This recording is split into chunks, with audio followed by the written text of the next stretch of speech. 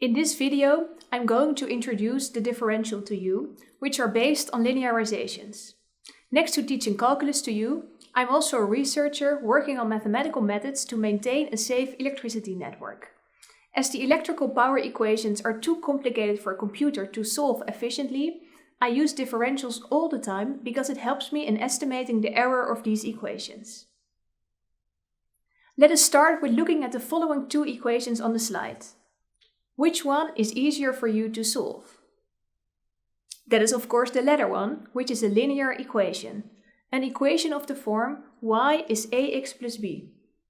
Well, a linearization is an equation in the form y is ax plus b that approximate a certain function f of x. We use linearizations when it's too difficult to evaluate a function in a certain value. For example, it's difficult to find the square root of 101.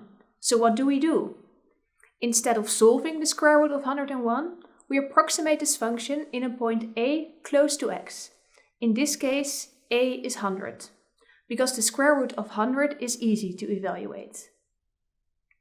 Then we can linearly approximate f of x by evaluating f in a plus the derivative of f evaluated in a times the difference between x and a. If we approximate f of 101 using this technique, we find this approximation f is equal to 10 plus 0.05. Can you calculate the accuracy of this approximation? This approximation that we used is called the linear approximation of f of x, which is defined as f of a plus f accent a times the difference between x and a. You can see that this equation is of the form of a line y is bx plus c, which explains the name linear. The linearization L of x is the graph to these points, which is defined as L of x is equal to f of a plus the derivative of f in a times x minus a. As you can see, the linearization is equal to the equation of the tangent line, and it's only used for different purposes. I will visualize this in a plot.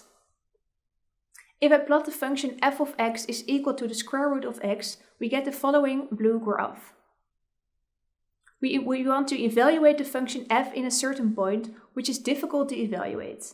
Therefore, we're going to approximate this function in point A by taking the derivative in point A and plot the tangent line, visualized by the orange line in the plot.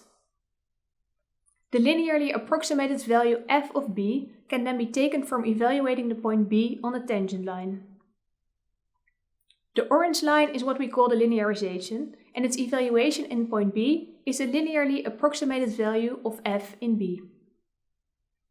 If we now look at the different increments delta I and dy, we see that dy is the amount that y increases on the tangent line when x changes with an amount of delta x.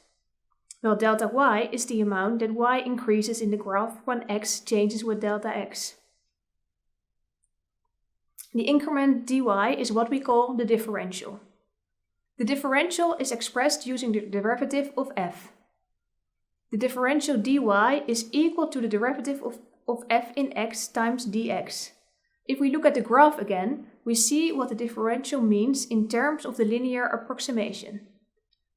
The function f in point a plus dx is approximated by f in a plus dy, the differential. As I said in the beginning, we use a linearization to approximate a function. We use the differential dy to approximate the error of the function.